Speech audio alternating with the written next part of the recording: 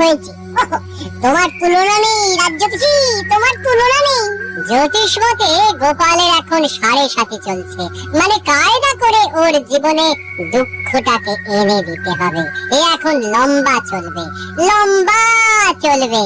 কৃষ্ণনগরে গোপালের সম্মান নষ্ট হবে।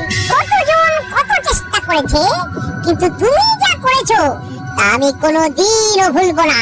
এবার আপনি আমাকে দেখবেন, আমি আপনাকে দেখেছি, গোপালকে চিরকালের মতো সরিয়ে দিয়েছি। এবার মহারাজ একা হয়ে গেছে, তখন গোপাল ছিল, এখন গোপাল নেই। এখন দুহাতে লুটে পুটে খাবো, কেউ বলার নেই। চলো বাজারে যাই, মোহর দ্বিগুণ করে আসি। বাজারে এত রাতে? আরে রাতের বাজারে তো আসল বাজার। চলো একটা মোহর নিয়ে চলো। বাজারে আমার এসব হয় নাকি? বাজারে একটা জায়গা আছে, সেখানে একটা কল আছে। একটা মোহর দিলে তোমার ভাগ্যে যদি থাকে, তাহলে ওই একটা মোহর থেকে 500 মোহর হাতে চলে আসবে। একটা কল, নাম হলো বেড়া কল। সত্যি বলছো? আমি তোমাকে কেন মিথ্যে বলবো বলো? হ্যাঁ, কিন্তু আমার কাছে তো কিছু নেই গো দুঃখ। চলো চলো, এসে চলো। তোমার গিন্নি কয়েকটা মোহর পেয়েছে, ওই ফুটির মা দিয়ে গেছে। তোমার গিন্নি এখন নেই, এই সুযোগ। চলো মোহরগুলো নিয়ে নাও, তোমাকে ধনী মানুষ হতে হবে। বলছো? তাহলে চলো। কোথায় রেখেছে? কুলুঙ্গিতে একটা ঘটির মধ্যে রাখা আছে।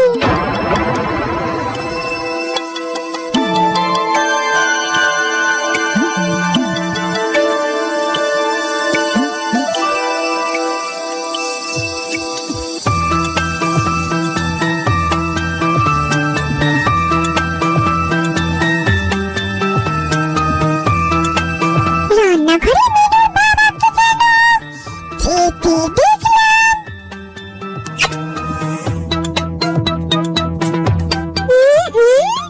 দেখছি তো, এখন রান্নাঘরে গিয়ে কি করছি দেখি দেখি।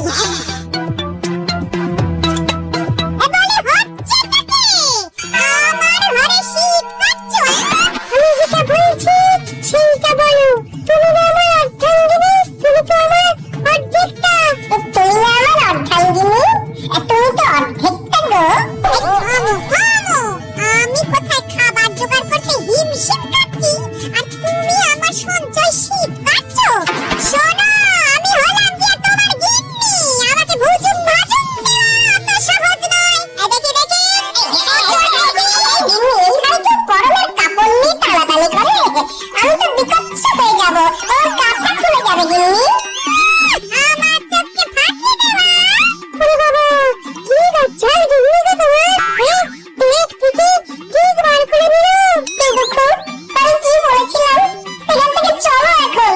হ্যাঁ হ্যাঁ হ্যাঁ, চলো চলো, আমার এইসব একদম ভালো লাগে না। চলো চলো বাইরে চলো। বলি কোথায় যাওয়া হচ্ছে শুনি? বলো যেদিকে দু চোখ যায়। যেদিকে দু চোখ যায়? চলো, ছোট ছোট ছোট ছোট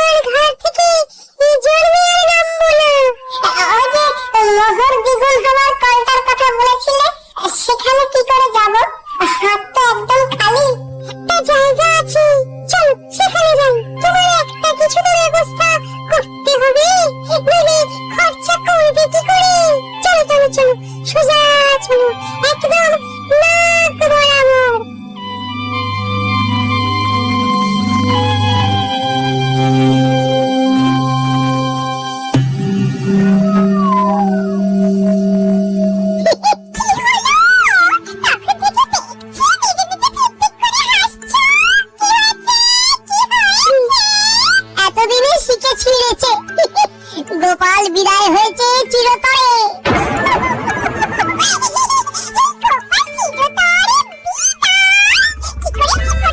কালো জাদু জানো?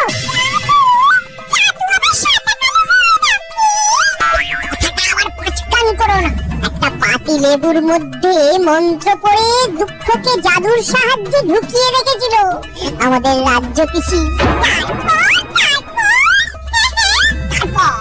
সেই দিন রাতে আমি আর রাজ্য পিসি ওই লেবুটাকে নিয়ে গেলাম বটা ঘটার কাছে।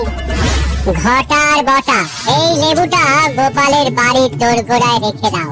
গোপালের পায়ের চাপে যেই লেবুটা ফাটবে অমনি ওই লেবু থেকে দুঃখ গিয়ে গোপালের ঘাড়ে চাপবে। গোপাল দুঃখের কোপে পড়ে সবকিছু হারাবে। 1 মাসের মধ্যে গোপাল একেবারে পথের ভিখারি হয়ে যাবে। এসব সত্যি ঘটবে তো, না আগের মতো সব ভুলভাল হবে? আমার কালো জাদু বিদ্যাকে অবিশ্বাস করো না, কাজটা করেই দেখো না, মজা পাবে। রাজকর্মচারী যদি হতে চাস তাহলে আমরা যেভাবে বলছি সেইভাবে কাজ কর। ঠিক আছে, এবার চলো, আজ রাতের মধ্যেই এটা করতে হবে। খুব ভালো সময়, আজকের পরে আবার 6 মাস পরে এই তিথি আসবে, সুতরাং বুঝতেই পারছো। পাচ্ছি, তাহলে এক্ষুনি চল, আমাদের চোখের সামনেই ঘটনাটা ঘটুক। চলুন তাহলে।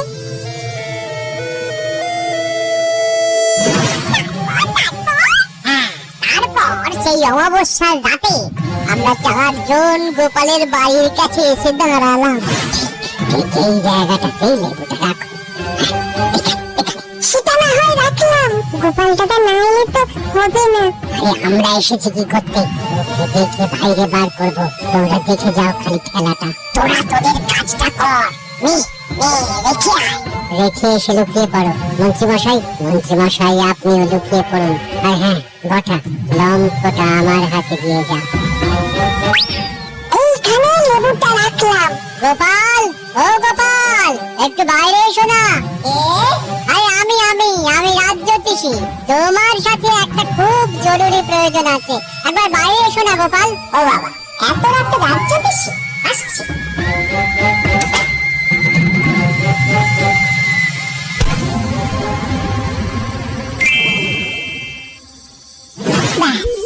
সেই দিন থেকে 1 সপ্তাহের মধ্যে গোপাল পুরো শেষ, আর গোপালের শেষ মানে আমার শুরু। এবার দেখো কিভাবে আমার সঞ্চয় বৃদ্ধি করব। প্রথমে তোমাকে 7 নলি একটা হার দেব, বুঝেছো? সত্যি বলছো? সত্যি সত্যি, এই 3 সত্যি।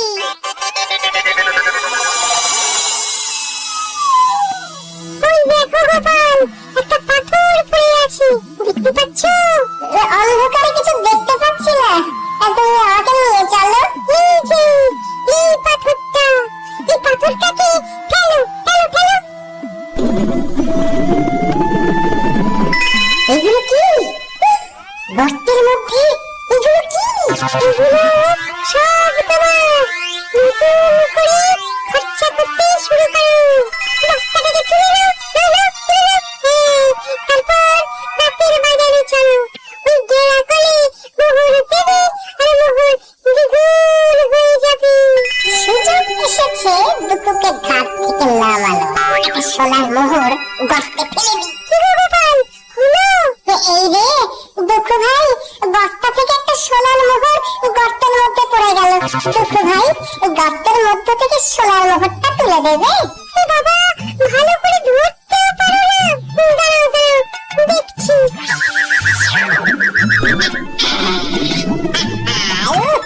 কি শান্তি, অবশেষে দুঃখ নামলো ঘাট থেকে। শান্তি শান্তি, মহা শান্তি।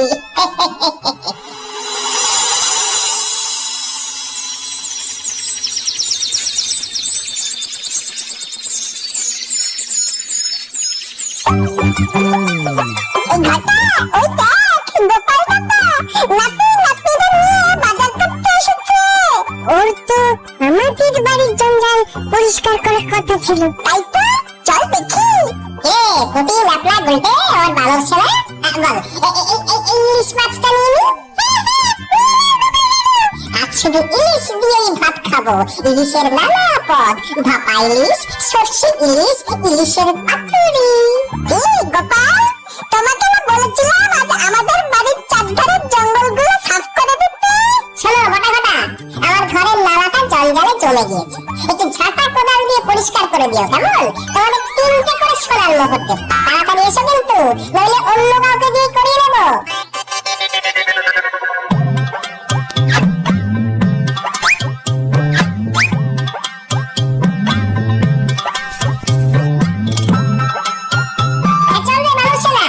কত কি কেনার আছে, চল চল চল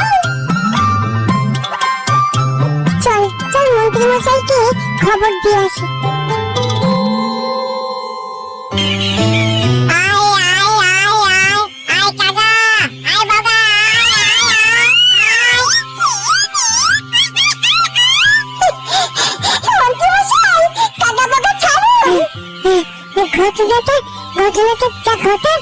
ঘটে গিয়েছে।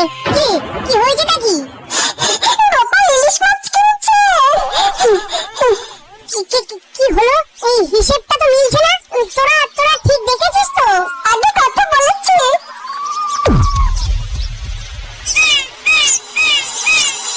কিন্তু তোমাকে নিজের জায়গায় দেখতে পেয়ে খুব ভালো লাগছে। তা কি হয়েছিল গোপাল? বুদ্ধিতে এর কোনো ব্যাখ্যা নেই বিজ্ঞানী। একদিন রাতে রাজ্যোতিষীর গলার আওয়াজ শুনে ঘুম থেকে উঠে বাইরে বেরোতেই পায়ের নিচে একটা লেবু পড়ে গেল, আর সাথে সাথে আমার ঘাড়ে একটা ভারী কি যেন একটা এসে বসে পড়লো। তারপর আর কিচ্ছু জানি না, বুঝলে? এখন কেমন লাগছে? হালকা ফাঁকা, নাইকো ভাত। আরে কাল রাতে ঘাট থেকে দুপুরতে নামিয়ে দিলাম, ব্যাস। বিষয়টা একটু খুলে বলো তো গোপাল। বলছি।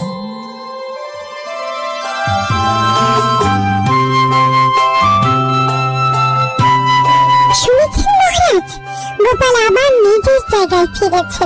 আমি গোপালের বাড়ি যাচ্ছি, আপনিও আসুন।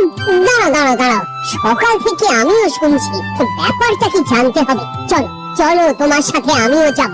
গোপালের কেনই বা ভাগ্য বিপর্যয় হলো, আর কি করেই বা সেখান থেকে সে বেরিয়ে এলো, এটা জানাটা খুব দরকার। চলুন।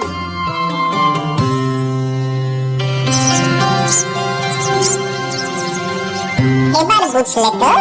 দেখো, এইসব আমার বিশ্বাস হয় না, তবুও বলছি এর মধ্যে রাজ্যোতিষীর সাথে মন্ত্রী মশাই আছেন। বাবা, তোমাকে দেখে কি ভালোই যে লাগছে। ফিরে এসেছো? গেলাম আর কোথায় যে ফিরে আসবো? কাজের ভাতটাকে শুধু নামিয়ে দিলাম, ব্যাস। হালকা হলাম। কাঁধের ভার? কাঁধের কিরকম ভার ছিল তোমার? ওই গো গোপাল, তোমাকে দেখি। আমি কি বলেছিলাম?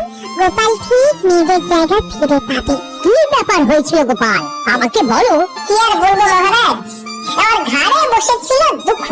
সে আমাকে সব বাজে রাস্তাগুলো দেখাচ্ছিল, আমাকে কবর দক্ষিণ করে দিয়েছিল। আমি এক্ষুনি গিয়ে আমার গর্ত থেকে দুঃখকে বার করে দিচ্ছি। আমি একটু আসছি মহারাজ, একটা কাজের কথা মনে পড়ে গেল হঠাৎ।